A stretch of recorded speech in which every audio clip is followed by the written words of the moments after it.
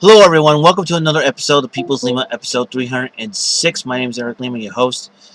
Um, I want to talk more about what happened September the 11th, 2001.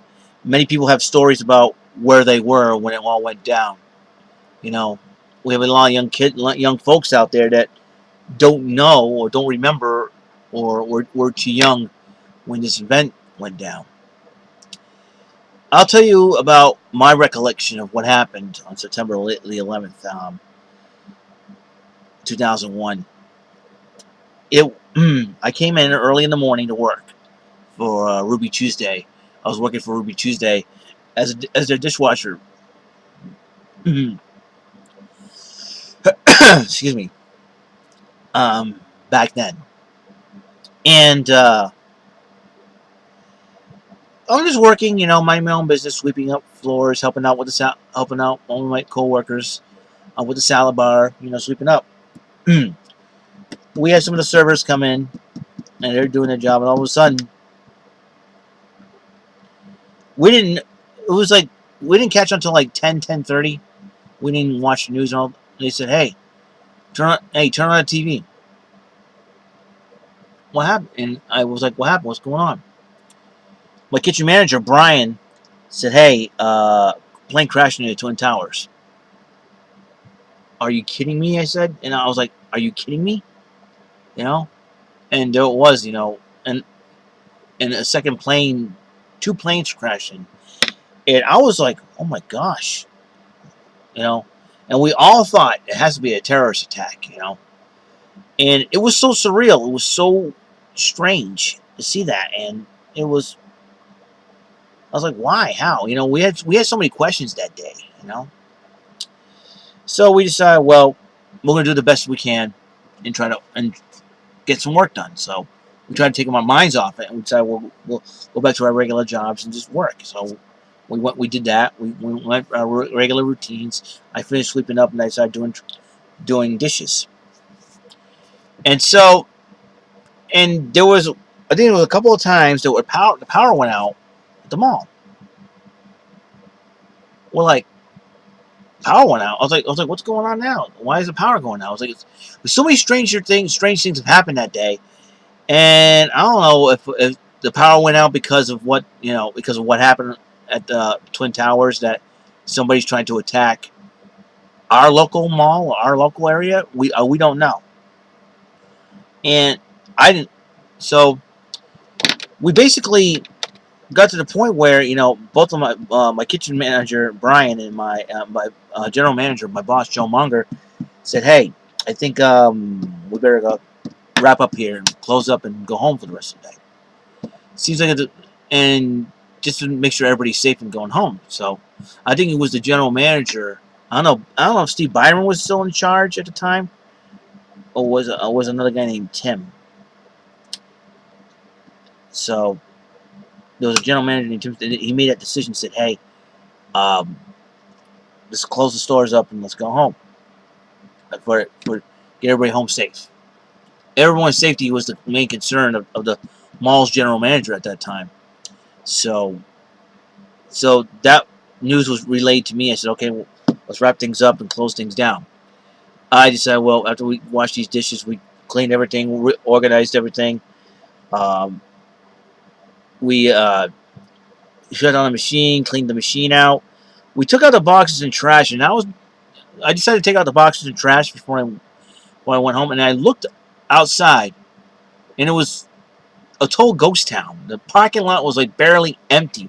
No one was there. I look around and said the malls must have shut down, and everybody went home. It was so weird. It was so surreal. I was like, wow. Definitely it declared a state of emergency, I think. But the only place that wasn't closed down was Sears Ornamental Center. According to my father, when I talked to him about this, and because I was talking to my younger sisters who was very young to remember this, where I was when it went down. So I went. So I cleaned everything. I clocked out and decided, well, I have to go home because nothing's gonna be open. and I don't know what to do because everything's going to be preempted. So we decided to do that. Everything was preempted, and thankfully GSN Network didn't preempt it because I had to watch them to keep my mind off things, and Pressure Luck was it. And when it went down, I went home, and me and my mother had a nice a discussion about it, and I told her, wow, I told her, I said, everything's shut down, everything's closed. I was gonna go to the Galleria, but that was closed. I'm like, okay, that option's out. Might as well go home. It was really a strange situation. It was really strange, but it was surreal at the same time. It was like you don't know, nobody knew what to do. I was like, wow, I was mind blown, seriously mind blown. No, the ironic part is the Red Sox are playing Tampa Bay tonight. You know what? And the Red Sox were in Tampa Bay 14 years ago when it all went down. And I was like, and we were all concerned because my dad was the only person that was working. And then he finally came home, and let's say 1:30. We didn't think we would close down the restaurant during the afternoon, and that was the most surreal thing ever. It was like, well, I'm working. Definitely, I was just working at opening to closing shift, basically. Probably the quickest and shortest one of all shifts I've worked on Ruby Tuesday. A lot has gone down, but nonetheless, this event had changed not only our country but the world forever. There's lots of finger pointing. Everybody's saying that George Bush and the Bush administration was behind it and everything else. I'm not going to get into that because I'm not much major. I'm not big into politics. I just wanted to know. It was just the most surreal moment I have ever had. I was only 24 years old at the time.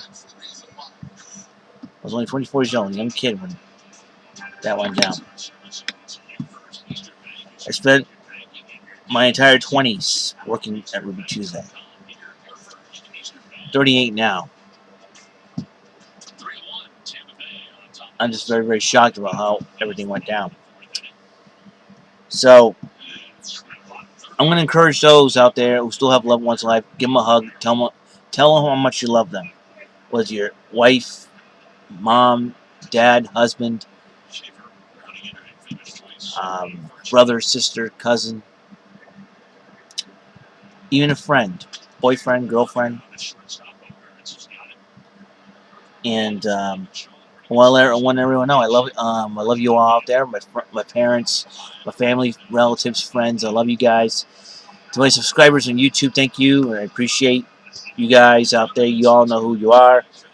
I don't want to take too long mentioning names, or I figured I'd get everybody in general. And stay strong. God bless America. It's all time for this episode. On the first Eric Lima, the next Eric Lima, the last Eric Lima. The mall opens at 10. See you guys next time on the next episode. And God bless America. USA.